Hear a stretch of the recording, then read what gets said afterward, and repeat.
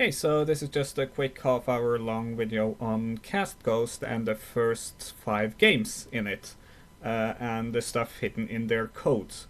So if you're interested in that, just watch it. I'll put timestamps to the games below, and the two important thingies too. There's two things we need to find out, which we still don't know what is or what means. So check the description if you don't want to watch the whole video.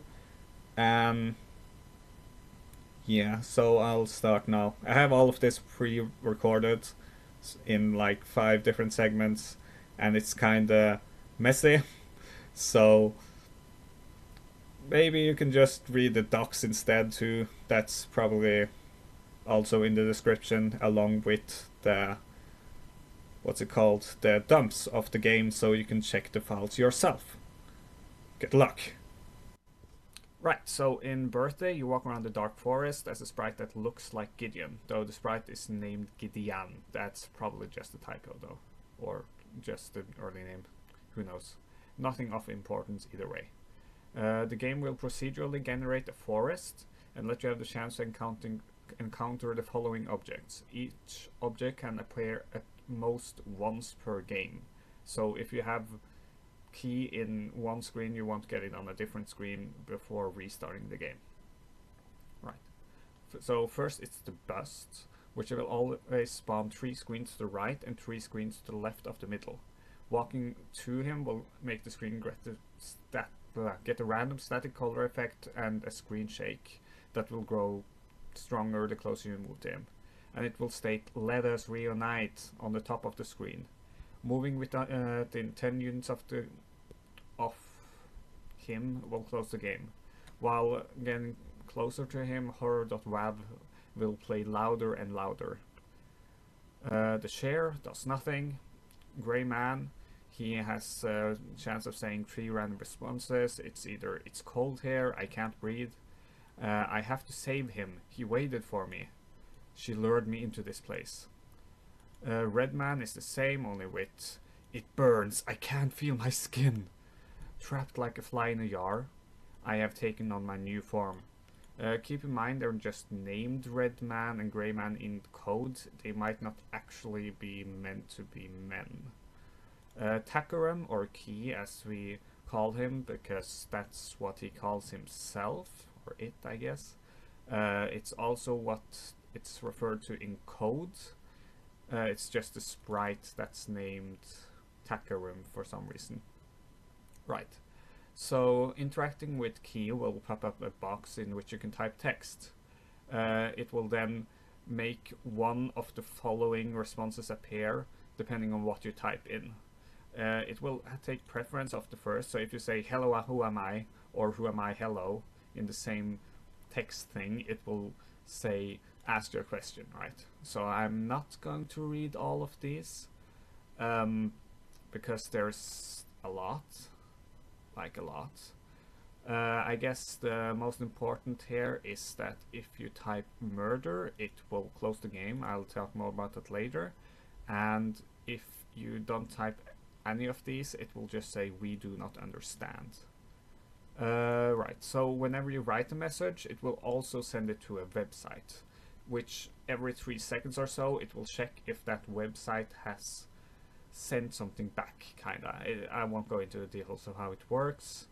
But anyways, it allows the devs to talk to you through Key. So if they have sent something, it will overwrite. So you might write "What is the dark forest?" and they will write something else. When you get the message from the devs, it will sometimes get saved. I'm not completely sure what causes it to get saved. It might be always, I can't remember right now. But anyways, it might sometimes just pop up when you start a game. Right, so if you get the same message multiple times, then it's probably because of that. And not because they're sending something to you or trying to tell you something. Unless it's, of course, one of these. Right, and if you exit or enter the room, it will also tell them that you've done that. If you close the game, it will count as exiting the room. Right, if you type murder, it will make spook.png, or spook, I guess, just since it's not named .png. I don't know what the PNG is named because I don't think it's stored with that. Yeah, but yeah, it's because it's stored in a texture map, right? So it will make that appear with some noise static, and it will play udongoof.wav in the background. And then the game will quit. Even if you've even if you're talking to live key, you will it will happen if you type murder, unless you activate, like if you say what is CatGhost murder, then it won't happen, then it'll just do a connection instead, or what they send, because that might override it. Right. The cursor color of the text box, it will just be the same as what you last talked to, or the color of the last text that appeared on screen. So if it's if you talk to the red guy, it'll be red, or and so on. It means nothing, that's what I'm trying to say. The game contains 18 sound files. Well, I can't remember exactly when all of them are played. I think I might not have found out everyone, but some are just for like random static effects that happen every now and then. Like, even if we get those static effects while talking to Keed, it means nothing at all. Just keep that in mind. The important sound file is Don't Sleep, which contains a poem that's read backwards, or it's a poem that's read, and then they put it backward, laid some static on it, and I think also slowed it down a little. So we tried to clear up the sound on the Discord. Remember to check the Reddit for the link to that. And but unfortunately, it's really distorted, and it's impossible to know for certain what was said. I have I've written some stuff down that it might be. I won't say it now because I don't want to, prime you to hear it when I'm playing it later. But yeah, if you want to know what it was, just join the Discord and ask, I guess. Right, and keep in mind, even though you might think you hear something, you probably are hearing something, of course, but the words that you are hearing might not actually be words, because the human brain is really good at just thinking, oh, that's some sound, that's like how backmasking and all that works. Oh, it's the devil when reading backward. Yeah, whatever. Right, but we do know for certain it's some sort of poem or chant or something with a rhyme and with syllables, because you can clearly hear that. That's not something that will get distorted by, well, static or slowing down or up. So, right. So this is the original version reversed.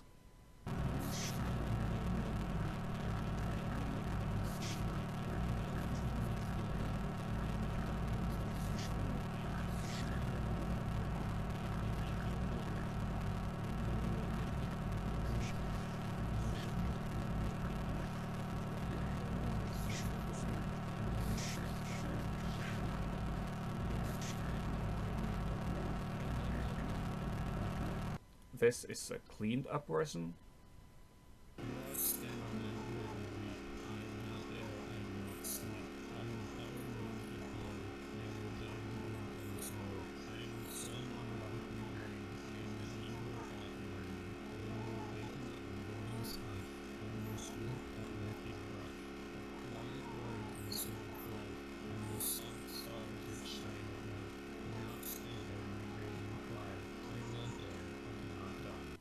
And this is a version cleaned up differently.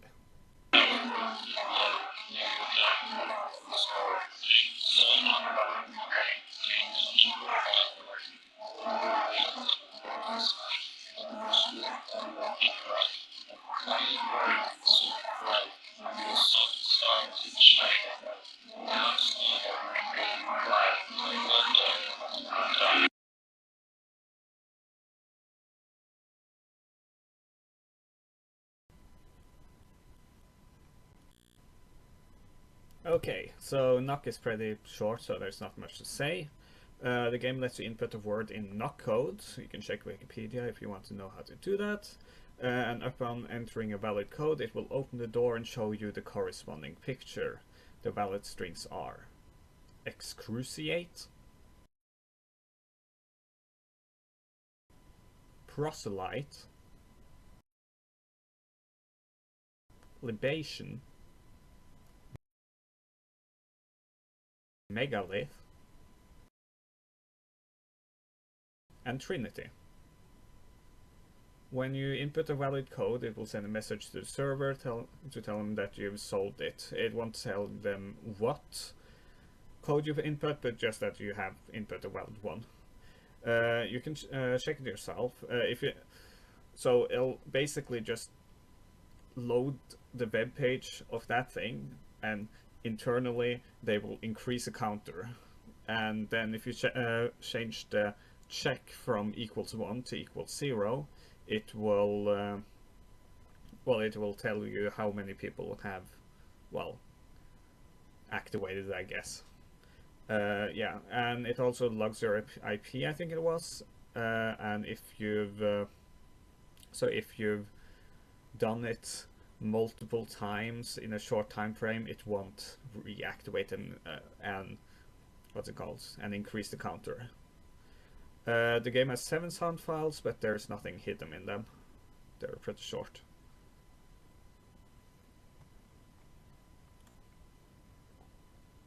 Right, so window, quite basic this one too. Starting the game will activate the visit link, and typing in murder with your keyboard, like at any point just typing murder, will make spooper show up and play youdonegoof.wav. Waiting until 3, or setting your clock to right before 3, then waiting until the minute passes, will make the clock spin frantically. 3 in the morning, by the way, right. So, and then some effects will appear and activate the solve link. After a short segment of good girl and bad girl talking together, most likely they're Nara and Ellen respectively, the window will go to black, and yeah, I'll talk about what happens then afterwards. So the transcript is here. Dead 1 is bad girl, dead 2 is good girl. The sounds are called dead 1 and dead 2, but their objects, I guess they're called, or sprites, are called good girl and bad girl. I can't do this. Why didn't you use me instead? I need you. You are going to help me. I can't. It hurts too much. You made a promise. And then good girl stops covering her face, like stops crying into her hands and raises up, or stands up, I mean. I will do anything for you, or something like that. I don't know how it's supposed to be said, I guess. Waiting on the black screen for 3 minutes will show RIP, or an image named RIP, I guess, or the RIP sprite. The sprite is named RIP. I don't know what the image is because it's part of a texture map. And it'll play a sound. It'll also activate the weighted link. So the game has 22 sound files, but most of them are just random background noise made to create atmosphere. Some are just them talking, and yeah, there's nothing interesting in them, I guess.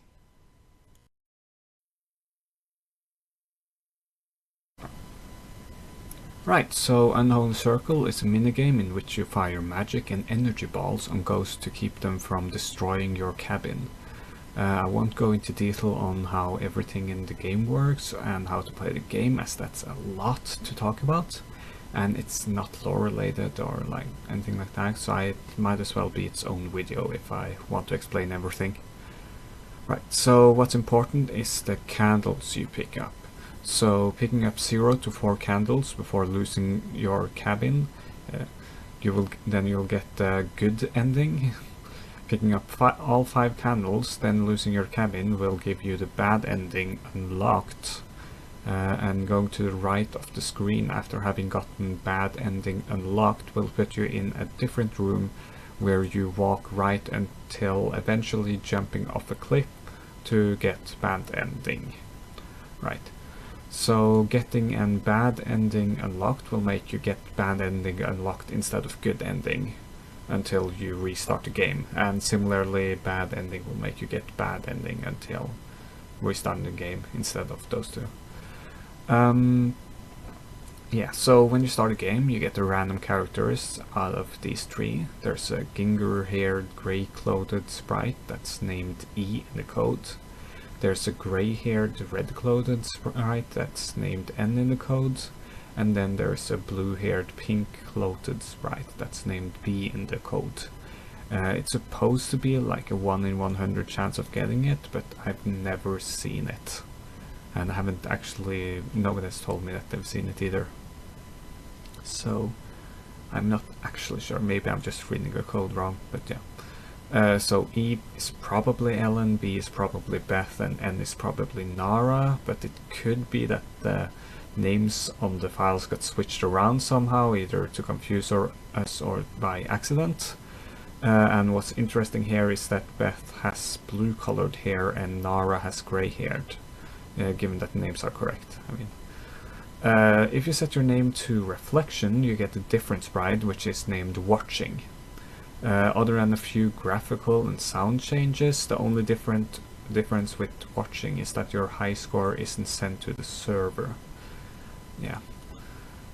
During bad ending, like the part where you're going to the right, you use the B sprite no matter what. Alright, then everything in the back and foreground of the bad ending is just a single texture, so we can't get any information out of that, but we do know what the buildings in the main game are. The white building is named Court, the bunch of grey dots is named Graveyard, the rock with an entrance is named Mine, and the camp is named Tent, and the cabin is of course named Cabin. So the game connects to 4 different URLs. The first one is just the visit URLs that's activated when you enter the main menu after entering your name. Secret is just walking to the right of the screen when you go to the bad ending place. Not when you kill yourself, but like, or fly, if that's maybe what's happening, but just when visiting the area, the first area. The check high score is sent when they want to send the high score to the server so it can appear on the high score list. The hash is based on time, and they use it to later in the next game. Get high score just gets the high score from the web page. So the game has 2 interesting sound files. The first is eviltime.wav, the other is myphone.wav. So eviltime.wav is the music that plays when you walk east, you know, the bad ending.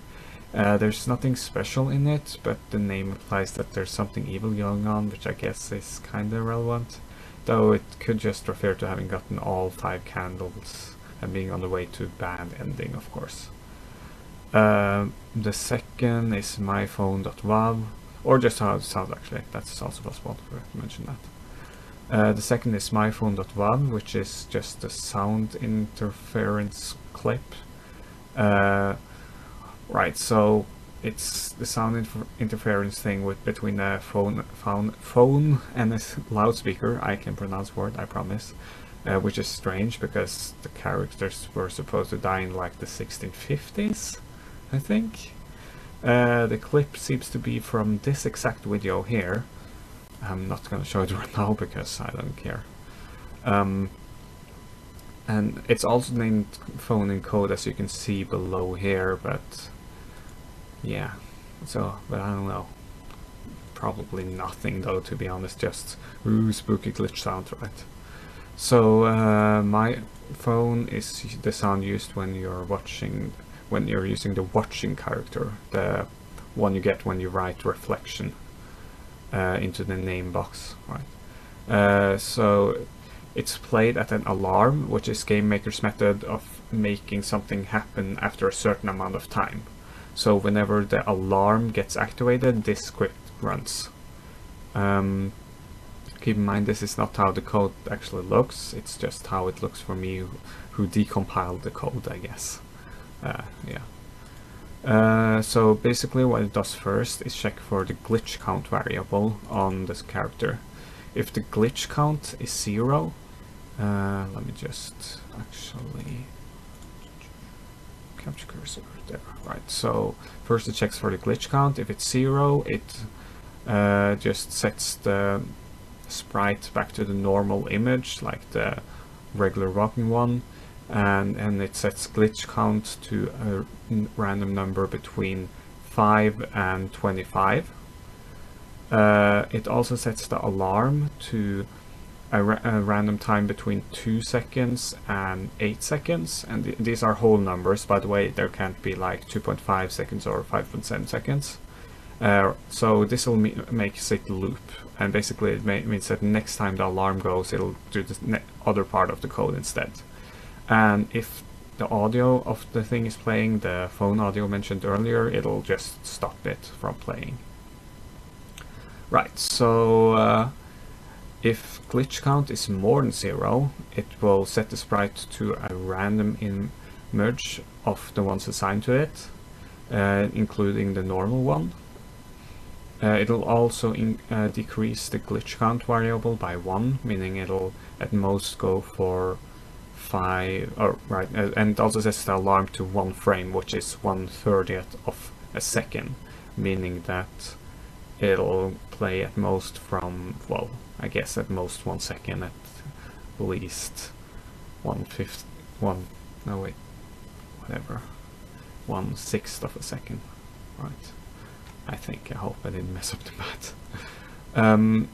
Alright, and if the phone audio isn't playing, it'll just start playing it from somewhere between 0 to 10 seconds into the track.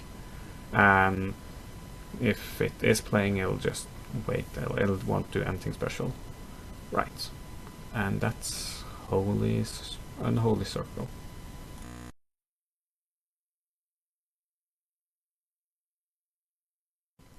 Right, so in Banana we collect jars while trying not to get detected by Ellen.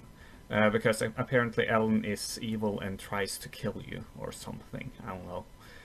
Collecting a jar tells you a random message in some color and spawns another jar in 1 out of 10 random locations. And you get a flashlight and you can move left or right. Right, so first on jars. The data for the jars is stored on their web server and is gotten through this URL. Where hash is the hash based on the time. That's the same as the one used in the previous game in Unholy Circle, and jars is the amount of jars you've gotten.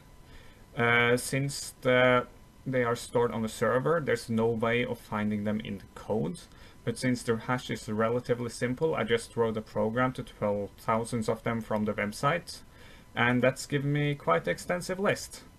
So the reason the list, if you open it, the reason there's multiple purples is because all the colors are sent as numbers, where 5+ are purple, so every number that's 5 or higher is purple. There's also a really low chance of getting no message with a random number 2, but I think that's just a bug and probably nothing to worry about. I can of course not know that the list is complete as it's on the server, but since I've had it running multiple times for really long without finding anything new, like getting any new responses, it's most likely all of the responses that they have at this time. Having more jars gives you a higher chance of getting responses with a higher number. If the jar text is ... then it's still trying to load it from the website. If the jar text is ... it means the hash is wrong. And since the hash is based on time, it means that it'll be wrong either, well, basically if the time that's sent from your computer doesn't correspond with the time on the server when they get it. And time zones are taken into account, so you don't have to worry about that. So if the time on your computer is wrong or on the server, you will only get ... Likewise, if you have laggy internet, for example, and it takes longer than a few seconds for the server to get the message from your computer, then it'll also be wrong. So if you keep getting ... just try setting the time on your computer like a few seconds ahead. I think for me it's 5 seconds right now or something. Right, Right, so Ellen appears the first time you have the bottom right corner of the window in the red part of the torchlight, like the outer part of it, I guess. And it will only happen after 30 seconds has passed. If you don't fulfill the requirements of making her appear for 1 minute and 30 seconds, also meaning 90 seconds, you will get jump scared without any warning sound. And nothing in the rest of this document can appear before you've seen Ellen, so that's important. After you've seen Ellen, there is a variable named horror count, and that gets increased by certain actions. There will be a sound that grows larger based on how high horror count is, and when it reaches some limit, it will give you a jump scare and end the game, I think. Or more specifically, it's kind of hard to decode the decompiled code, but what I think happens is this. So every 3 seconds, it runs an alarm, which I talked about which I talked about when I talked about the previous game, which does the following. And keep in mind, this only happens if horror count is larger than 25, and the warning sound has a higher, I guess, volume than 0. And first, there is a 1 in 70 chance of getting a jump scare, regardless of the stuff that happens below. Oh, and keep in mind that jump scare, I mean that it'll end the game after Ellen appears and goes really close and stuff, right? If the light is on, it takes 400 minus horror count and selects a random whole number between 0 and that. If the whole number is less than 5, it will jump scare you the next frame. If the light is off, it has a 1 in 10 chance of giving you a jump scare regardless of horror count. So 1 frame later, the alarm one scare later, it'll check the variable that was set, and then it'll set a different alarm that starts a jump scare. And 1 frame later, that alarm will activate, and it checks if it's allowed to jump scare, and if it isn't, it'll just end the game. I'm not completely sure what makes it not allowed to jump scare. But right, and if it is allowed to jump scare, it'll just play a sound and create a jump scare, then either close the game in after 1.333 seconds, or there's a 1% chance of waiting 1.333 and going on seconds, then stopping the sound and playing a different sound for 1.333 seconds, and then close the game. The true non-game ending jump scares can also trigger a game over like this, I think, but I'm not completely sure how. Right, and these are the things that increase horror count each frame. So each frame you're doing one of these, it'll increase it by the amount on the right. So moving left or right will increase it by 0.15 times the seconds played. So if it says time seconds played, it just means that if you have had the game open for 1 minute, it'll be 60 times 0.15 that it's increased by. Right, click time is bigger than 7. I'm not completely sure what click time does. It's possibly clicking on something, but I'm not sure what click time is, and I'm not sure what the condition is, but when those two conditions are fulfilled, it'll also increase horror count by 10.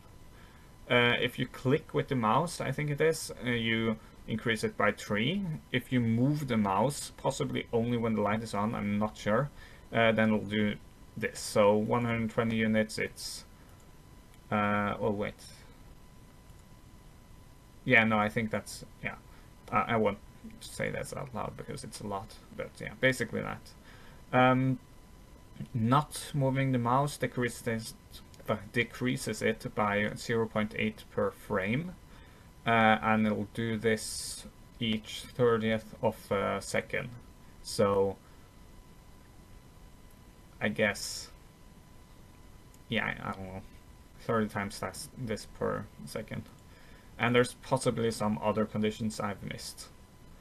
The different creeps that aren't regular game over seems to be activated like this. So every 10 seconds it takes horror count divided by 50 and clamps it between 0 and 10. and then it takes 10 minus that number, and if no other creep is active, it calls create random creep. Right, so if you have, so if hover count is, for example, 500, it'll be 100, and then it's clamped to 10, because clamp makes sure it can't be over 10 and can't be under 0. So it'll be counted to 10, and then it takes 10 minus that number, which makes it 0. And if, oh, I forgot to write that, but basically if, and it has 1 in that number chance of doing the following. There. Right, so so basically if it, then it would be time minimum that's 0, so it will take a random number between 0 and 0, which I'm not sure how that works. Maybe it's inclusive. Maybe I've been wrong this whole time, but whatever. Anyways, if that number, the random number is 0, then it'll check if another creep is active, and if it isn't, then it'll call create random creep. So that's so if your light is off basically the whole time, or you're not, if creep count is 0, you'll have a 1 in 10 chance of getting a random creep every 10 seconds. Right, so create random creep. First it takes a 1 in 3rd chance of either getting 1 out of 10 creeps. They possibly always appear in the same order, I'm not completely sure. Let me think.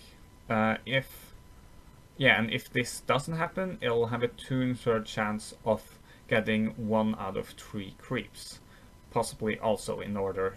And if all of those 3 creeps have happened, it'll push a random number between 1 and 2, I think, and then pops it right afterwards, so it doesn't actually do anything. So I'm not completely sure what's happening.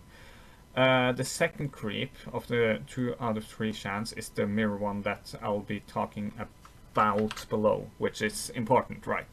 So there's a different endgame, that's also ending game condition, that's related to the 3 mirrors, or whatever they are. They're simply named creep in code. So it has a 1 in 3rd chance of activating if something related to the mouse happens with the mirror. So I think it's like moving the mouse above the mirrors, but I'm not sure what. Possibly it's like hovering over them, like, or moving or clicking, I don't know. So when it activates, it'll give you a fake crash message, which will say this stuff. It's not actually something in the code, it's fake.